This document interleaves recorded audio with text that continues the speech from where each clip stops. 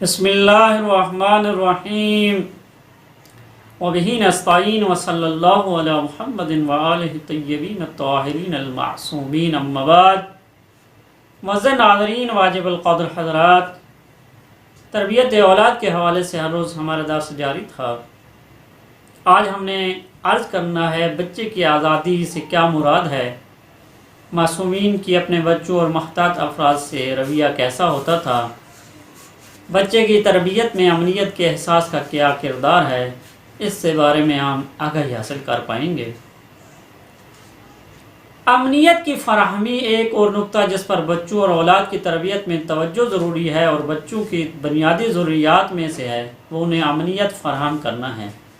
اس طرح کے ضمیر کی آواز استعداد اور خالقیت کے اظہار کے لیے ڈر اور پریشانی کا احساس نہ کریں بلکہ آزادی اور سکون محسوس کریں۔ اس کے لیے بچے میں ڈر اور بدامنی کا احساس اس سے جرأت، خود اعتمادی اور خالقیت چھین لیتا ہے۔ والدین اور تربیت کرنے والوں کی تفتیش اور تنقید کا ڈر اس بات کا موجب بنتا ہے کہ بچہ کبھی بھی تخلیقی کام نہ کرے اور ہمیشہ اپنے عواطف اور احساسات کو کچلتا رہے۔ یہ کام بچوں کو جدیت اور تخلیقی کاموں سے دور رکھنے کے علاوہ بہت سارے مضرات اور نفسیاتی مسائل کا موجب بنتا ہے۔ پیغمبر خدا صلی اللہ علیہ وآلہ وسلم اور ائمہ اطہار اپنے بچوں، جوانوں حتیٰ اپنے محتاط افراد کو بھی امنیت فراہم کیا کرتے تھے، اس طرح کہ ان کے محتاط افراد اور آزادانہ طور پر اپنے احساسات اور عواطف کا اظہار کرتے تھے۔ ائمہ اطہار خدا کا شکر ادا کرتے تھے کہ ان کے محتاط افراد امن و آزادی کا احساس کرتے ہیں۔ ایک روایات میں حضرت امام سجاد علیہ السلام سے نقل ہوا ہے کہ امام نے 2 مرتبہ اپنے غلام کو بلایا، اس نے جواب نہ دیا۔ جب تیسری بار امام نے بلایا تو اس نے جواب دیا۔ امام نے پوچھا، میرے بیٹے کیا آپ نے میری آواز نہیں سنی تھی؟ غلام نے عرض کی، جی ہاں میں نے سنی تھی۔ امام نے فرمایا، پھر جواب کیوں نہیں دیا؟ اس نے عرض کی، اس لیے کہ میں آپ کے ہاتھوں امان میں ہوں۔ امام نے فرمایا، اس خدا کا حمد و شکر ہے کہ جس نے میرے غلام کو میرے ہاتھوں امان میں رکھا ہے۔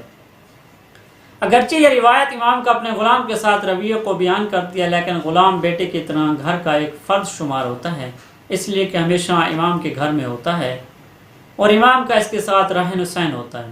شاید یہ کہا جا سکتا ہے کہ اگر امام اپنے غلام کے ساتھ ایسا سلوک کرتے ہیں کہ وہ مکمل امنیت میں ہے اور اپنی نیت کا بھی اظہار کر سکتا ہے تو اس سے زیادہ اچھے انداز میں اپنی اولاد اور بچوں کے لیے امنیت فراہم کریں گے، اس لیے کہ اولاد کی نسبت غلام کی مسئولیت زیادہ ہے اور اسے جواب دہ ہونا چاہیے۔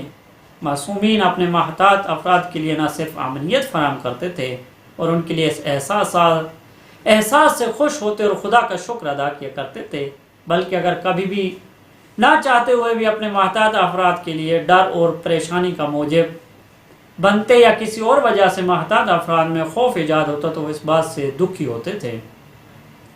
سفیان ثوری حضرت امام صادق علیہ السلام کی خدمت میں حاضر ہوا تو امام کو غمگین حالت میں پایا، اس طرح کہ اگر ان کے چہرے کا رنگ اڑا ہوا تھا۔